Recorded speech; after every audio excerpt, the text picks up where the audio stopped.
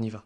Première des choses, c'est le parfum. C'est une question qui revient souvent. Alors, si c'est du parfum classique, bien sûr, il n'annule pas le jeûne. Si vous vous parfumez de manière tout à fait classique, il n'y a pas de problème. En revanche, s'il s'agit d'encens, si vous inhalez volontairement des fumées, alors là, le jeûne est annulé. Le deuxième des points, c'est le fait de manger ou de boire sans faire exprès.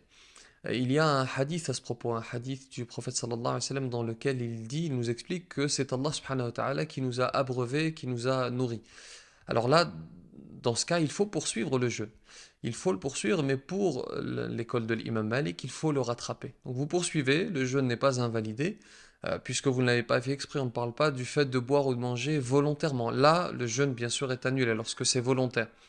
En revanche, si ce n'est pas volontaire, vous poursuivez et par la suite vous rattrapez tout de même et Allah subhanahu wa ta'ala vous récompensera. Troisième des points, le dentifrice. Est-ce que je peux me brosser les dents? La réponse est oui.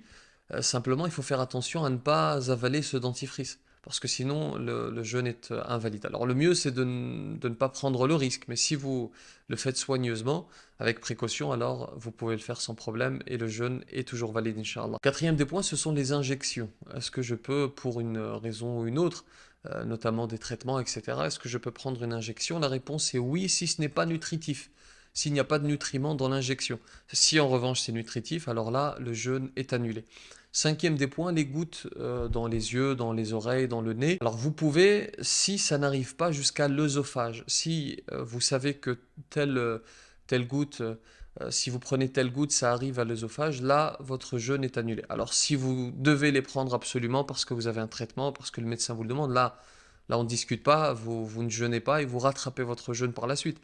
Mais si vous jeûnez et que vous souhaitez, que ce n'est pas nécessaire, mais que c'est important et que vous êtes sûr que ces gouttes n'arrivent pas jusqu'à votre œsophage, alors vous pouvez les prendre, Inch'Allah.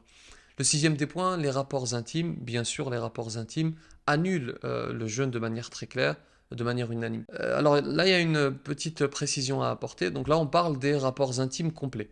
En revanche, s'il s'agit d'embrasser, s'il s'agit de caresser, s'il s'agit, là vous avez deux cas. S'il s'agit d'un acte banal que vous faites au quotidien pour dire au revoir par exemple, c'est-à-dire que vous n'avez pas pour but de susciter du plaisir, là il n'y a pas de problème. Si en revanche c'est une recherche de plaisir, c'est déconseillé parce que si vous allez trop loin et qu'un liquide sort, eh bien le jeûne est annulé. Septième des points, les vomissements. Alors il y a deux cas, le vomissement involontaire et le vomissement volontaire. L'involontaire, il n'annule pas le jeûne, et le volontaire, en revanche, il annule le jeûne. Huitième des points, les péchés. Le fait de commettre des péchés, de mentir, de calomnier, d'être injuste, etc. Cela n'annule pas votre jeûne. Et d'ailleurs, on entend parfois, lorsque certains commettent un péché, on leur dit va manger. Attention avec ce genre ce sont des rumeurs parce que ce n'est pas réel. C'est-à-dire que le fait de commettre un péché n'annule pas le jeûne. En revanche, bien sûr, la récompense est diminuée et il faut absolument éviter cela surtout pendant le mois de Ramadan, de manière générale, mais surtout pendant le mois de Ramadan. Neuvième des points, la prise de sang. Le fait de faire une prise de sang, la hijama ou de faire un don de sang. Ça n'annule pas le jeûne.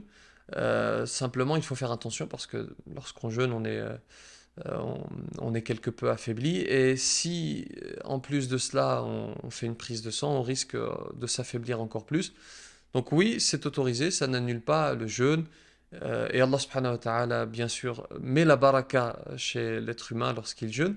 Mais il faut faire attention à ne pas aller trop loin et à ne pas retirer trop de sang. Dixième des points, est-ce que celui qui ne prie pas, de manière générale, est-ce que lui, son jeûne est valide? Eh bien, pour la majorité des savants, pour 3 écoles sur 4, oui, celui qui ne prie pas reste musulman. Ce n'est pas moi qui parle, hein, ce sont 3 écoles sur 4, parce que parfois on a des justiciers sur Internet qui peut-être pensent en savoir plus sur l'islam que 3 écoles sur 4 ici en l'occurrence. Donc selon 3 écoles sur 4, celui qui ne prie pas reste musulman. Et donc comme il est musulman, il doit faire le jeûne, il doit jeûner le mois de Ramadan, et donc son jeûne, Inch'Allah, est valide. Et au lieu d'accabler cet homme ou cette femme qui souhaite jeûner, eh bien essayons de les encourager à jeûner, puis à faire la prière. Et à faire la prière, Inch'Allah, qu'Allah subhanahu wa ta'ala facilite. Et on précise tout de même que bien sûr, le fait de ne pas prier, c'est un acte grave, c'est un péché grave qu'il faut absolument délaisser. Et il faut se reconnecter avec Allah subhanahu wa ta'ala. 11e des points, la femme qui est enceinte ou qui allaite. Alors le premier des cas, femme enceinte, si il y a un risque pour la femme ou un risque pour... si le médecin vous explique qu'il y a un risque, alors bien sûr, et il vaut mieux ne pas jeûner et ensuite vous rattraperez après le mois de Ramadan. Pour la femme qui allait et pour laquelle il y a un risque ou qui risque d'être trop faible pour allaiter, eh bien, elle peut ne pas jeûner. Et ensuite, après le mois de Ramadan, elle rattrape. Et en plus de cela, elle nourrit un pauvre pour chaque jour qu'elle n'aura pas jeûné. 12e et dernier point, la maladie. Alors bien sûr, celui qui est malade ne jeûne pas et il rattrape plus tard. Il y a une précision à apporter, il y a un cas particulier, c'est la maladie chronique, ce qu'on appelle l'affection de longue durée, c'est-à-dire la maladie pour laquelle il y a peu d'espoir de guérison. Là, la personne qui est atteinte d'ALD, d'affection longue durée ou maladie chronique, elle ne jeûne pas, elle ne rattrape pas, et selon l'école de l'imam Malik, il est recommandé pour cette personne de nourrir un pauvre pour chaque jour non jeûné. Alors ce n'est pas obligatoire, mais c'est recommandé. Je vous remercie pour votre attention. Vous pouvez partager cette vidéo si vous pensez que ça peut être utile. Pas trop de sucreries pour l'iftar. On essaie de ne pas gaspiller. On essaie de penser aux démunis, Inch'Allah, en essayant de partager son repas si c'est possible, ou en faisant un don, Inch'Allah. Qu'Allah subhanahu wa ta'ala vous préserve, qu'Allah accepte votre jeûne, que la paix soit sur vous.